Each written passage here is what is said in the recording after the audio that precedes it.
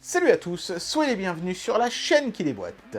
Quand on s'achète un véhicule, neuf ou d'occasion, il faut toujours se poser la question des équipements. Quelles sont les options que l'on souhaite posséder? Il y a une option que j'ai choisie sur ma voiture quand je l'ai achetée il y a 4 ans, et dont j'aurais, je pense, vraiment beaucoup de mal à me passer aujourd'hui, c'est la caméra de recul.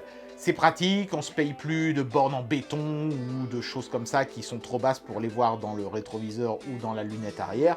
Et puis c'est aussi un élément de sécurité. Parfois vous avez des enfants qui jouent à l'arrière de la voiture, vous les voyez pas dans le rétroviseur. Alors qu'avec la caméra de recul, plus rien ne vous échappe. C'est donc non seulement un confort, mais aussi un élément de sécurité, selon moi, devenu indispensable. Le problème, c'est que, par exemple, la voiture de ma femme n'en est pas équipée de cette caméra de recul.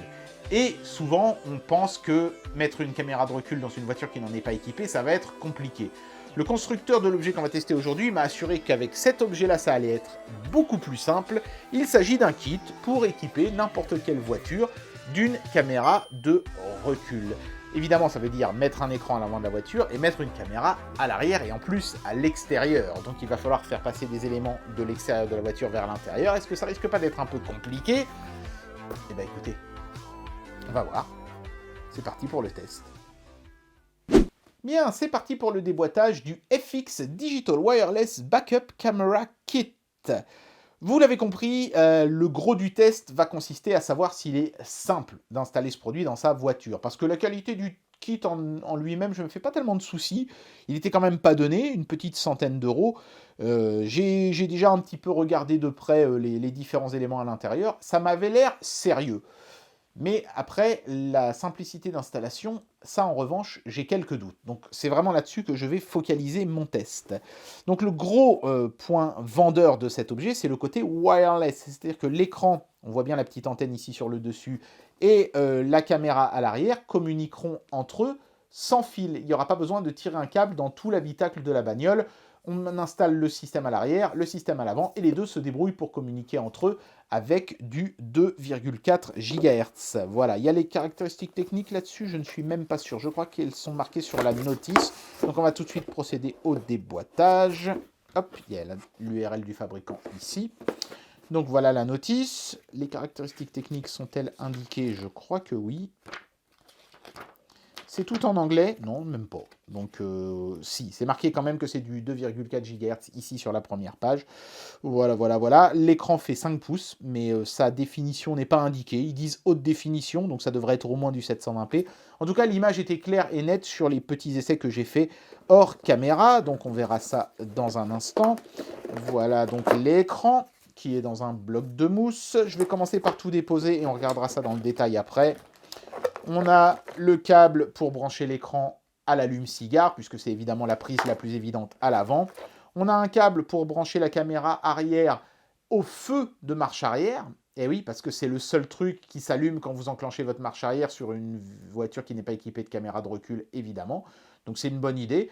Après, il y a de la longueur quand même, donc on devrait pouvoir facilement atteindre le phare de marche arrière. Après, attention, parfois il faudra faire tout le tour du coffre pour y arriver, donc on verra bien.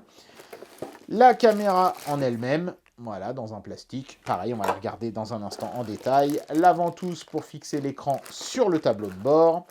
Différents éléments de fixation, on a notamment des adhésifs, donc ça c'est si vous ne voulez pas visser la caméra ou la clipser derrière votre plaque d'immatriculation, vous pouvez aussi vous contenter de la coller, même si j'ai des doutes sur la longévité d'un tel adhésif collé à l'extérieur d'un véhicule personnellement.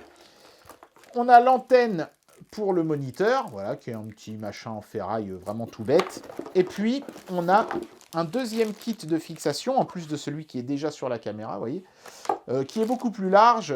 Donc j'imagine que ça peut être utile pour les gens qui ont des plaques carrées, et ça pour des gens qui ont des plaques rectangulaires, a priori. Mais bon, j'ai quelques doutes sur les systèmes de fixation, on va y revenir. Voici pêle-mêle les éléments remarquables pour moi de l'emballage. On a bien sûr le moniteur, qui est un moniteur de 5 pouces. Il y a un film protège-écran dessus qui est apposé à l'usine. Voilà, que je vais essayer de retirer, évidemment, pour avoir l'écran tel qu'il est supposé être. Voilà. Ça a l'air quali, c'est anti-reflet, c'est plutôt bien foutu. En tout cas, la qualité de construction est bonne. C'est pas exceptionnel non plus, mais enfin, Ça inspire confiance, hein, c'est dans les standards des objets automobiles lambda, donc c'est bien, pas mal. La caméra, même chose, elle m'a semblé plutôt solide et robuste. Elle est dans une espèce de petit carénage cubique comme ça. Il y a un petit protecteur sur la lentille. Voilà, donc c'est manifestement du très grand angle, hein, puisqu'on peut voir que le dessus de la lentille est incurvé. C'est pas mal. Il n'y a pas beaucoup de câbles, mais évidemment, il y a un petit connecteur et en fait, l'autre portion du câble est beaucoup plus longue à l'intérieur de la voiture. C'est pas mal d'avoir ce système de connecteur parce que c'est plus facile de passer ça dans des garnitures qu'un gros connecteur, évidemment, à l'arrivée. Donc ça, c'est bien aussi. Et la ventouse, bonne nouvelle, c'est une de ces ventouses qui est recouverte d'une substance adhésive. C'est malheureusement pas possible de vous montrer, mais en fait, il y a un petit produit adhésif en plus de l'aspect ventouse sur la ventouse, et ça, c'est typiquement le genre de ventouse qui va tenir extrêmement bien une fois fixée. Donc, c'est pas le genre d'écran qui va se détacher quand il fait chaud dans la voiture, des trucs comme ça. Et puis alors, dernier petit détail intéressant, ce sont ces petits machins rouges qui sont en fait des splitters, c'est-à-dire que vous allez passer le câble de votre marche arrière dans un des trous ici, vous voyez, et votre câble de la caméra dans l'autre, et ensuite vous appuyez sur ce truc métallique ici, et ça fera la jointure entre les deux. Vous n'avez pas besoin d'utiliser de domino, des trucs comme ça. Ça, c'est beaucoup plus fiable, beaucoup plus pratique et rapide à utiliser. On met les deux fils, on appuie, ça fonctionne et ça va marcher. Donc moi, je vais faire la pause sur la Twingo de mon épouse, Twingo modèle 1, hein, vraiment de base. Pour ceux que ça intéresse, le fil de la marche arrière sur les Twingo, c'est le fil marron. Donc il faudra que je passe le fil marron de la Twingo dans une des deux encoches ici, le fil de la caméra, le rouge dans l'autre, le fil noir de la caméra à la masse, donc ça peut être un morceau de la carrosserie, je ne suis même pas obligé d'aller jusqu'au phare de marche arrière pour ça, et puis ça devrait fonctionner. La grosse difficulté, ça va être évidemment de passer les câbles dans la voiture depuis l'extérieur. Donc tout ça, je ne vais pas le filmer parce que ce serait dans la rue et c'est un peu embêtant, il y a toujours des gens qui passent et tout, donc ce ne serait pas pratique. Je vais me contenter de faire des photos et de vous les commenter. Ça va vous permettre de voir comment mon installation s'est passée. C'est parti. Bien voilà, nous sommes dans la voiture de mon épouse. Le système est installé, ça y est. Ça n'a pas été excessivement difficile. Le seul truc qui est un petit peu embêtant, c'est que sur les Twingo, il y a pas ou peu de garniture pour passer les câbles. Donc vous voyez qu'à l'arrière, on voit un petit peu les câbles le long de la ceinture de sécurité. Mais c'est franchement pas très contrariant. Quand on regarde dans le rétro, on les voit pas parce qu'ils sont planqués entre guillemets derrière la ceinture de sécurité. Mais ils sont néanmoins visibles si on regarde un petit peu de près. Il n'y a pas moyen de les planquer mieux que ça. À l'avant, par contre, on s'en sort un petit peu mieux parce que vous voyez, on voit juste le petit cordon de raccord derrière le moniteur. Ici, là, voilà. Mais à part ça, le reste de l'installation est plutôt discret. Tout ce qu'on voit, évidemment, c'est le système sur l'allume-cigare avec le câble qui part et qui ensuite est caché derrière le cache, là où normalement se trouve le compresseur de la climatisation. Parce que cette voiture est équipée de la clim. Regardez, il y a le bouton ici. Yes. Voilà. Donc c'est pas mal parce qu'on retrouve une prise USB dessus. Donc si on veut brancher un deuxième truc, une dashcam ou je sais pas moi, un GPS, ce sera faisable. Voilà. Et maintenant, je vais vous montrer ce qui se passe quand on met le contact. Alors vous remarquerez que j'ai pas mis le moniteur au centre du pare-brise parce que c'est quand même un moniteur de 5 pouces assez massif. Je voulais pas que ça cache le champ de vision. C'est juste pour reculer, donc c'est pas grave s'il est un peu excentré. Donc je vais mettre le contact et vous allez voir ce qui va se passer. On voit le gabarit en fait de la voiture qui apparaît sur l'écran et hop, ensuite l'écran s'éteint. C'est un comportement normal. Quand l'écran ne reçoit pas de signal de la part de la caméra, il s'éteint au bout de 3 secondes.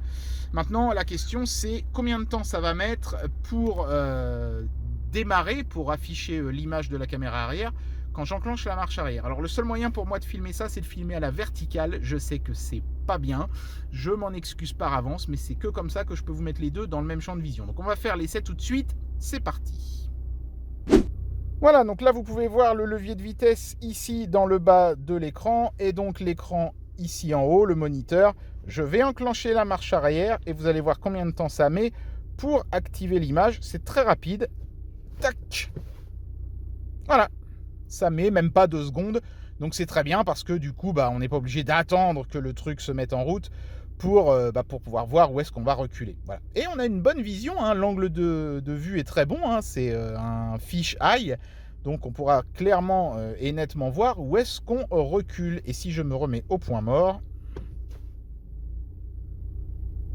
l'écran ne reçoit plus de signal de la caméra et se coupe dans un délai de quelques secondes, le même que quand on avait mis le contact. Donc ça marche super bien, hein, c'est vraiment bien foutu.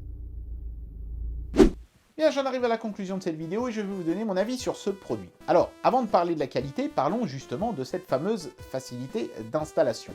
Je vous avais dit que ça allait être vraiment l'élément déterminant de mon test, et j'irai pas jusqu'à dire que c'est difficile à installer, mais j'irai pas non plus jusqu'à dire que c'est facile.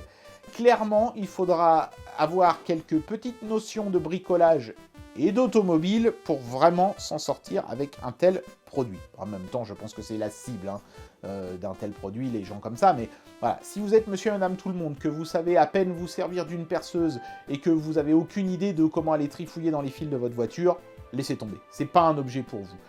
Le problème principal pour moi de cet objet, c'est même pas le câblage d'ailleurs finalement, c'est surtout le fait de l'installer sans qu'il obstrue la plaque d'immatriculation. Avec les kits de fixation fournis, j'ai pas réussi. Personnellement, je me suis fabriqué mon propre système de fixation, c'est pas compliqué, hein, un bout de ferraille, vous percez 3 trous dedans et le tour est joué, hein, c'est vraiment simple. Mais, encore une fois, il faudra avoir quelques notions de bricolage pour être capable de faire ça. Une fois que c'est fait, par contre, faut reconnaître que la qualité est bien là, hein. Dès qu'on met la marche arrière, au quart de tour, on a l'image qui apparaît sur l'écran, c'est bien net, c'est bien précis, même en faible luminosité la nuit, on voit clair derrière soi. L'objet fonctionne nickel. Faudra juste être capable de l'installer et ça, ce ne sera pas donné à tout le monde. Mais en tout cas, ça marche bien, et je suis très content de l'avoir mis dans la voiture de ma femme, parce que maintenant, elle a une caméra de recul, et ça me manquait vraiment, quand je me servais de sa bagnole, et je pense qu'elle sera ravie de l'avoir aussi. Donc, un bon produit, pour peu que vous soyez capable de l'installer. Et bien voilà, c'était le test de ce kit de caméra de recul sans fil. Évidemment, c'est sûr que l'aspect sans fil simplifie en partie l'installation, mais il y aura quand même encore un sacré nombre de trucs à faire de votre côté, donc à vous de voir si pour vous, le jeu en vaut la chandelle. En tout cas, j'espère que cette vidéo vous aura plu, et moi je vous dis à très bientôt pour un prochain test. Allez, tchuss!